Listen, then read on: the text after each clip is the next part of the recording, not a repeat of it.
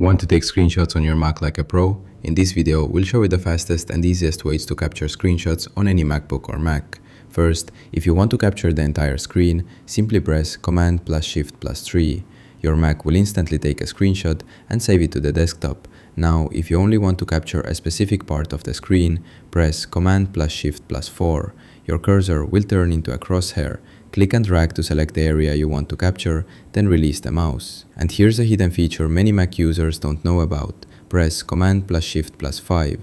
This opens the built-in screenshot toolbar where you can capture the full screen, capture a selected window, record your screen, and even set timers. Very useful for tutorials and screen recordings. Bonus tip: if you want to copy the screenshot directly to the CLE port instead of saving it, just hold the Control key while taking the screenshot. For example, Control plus Command plus Shift plus 3.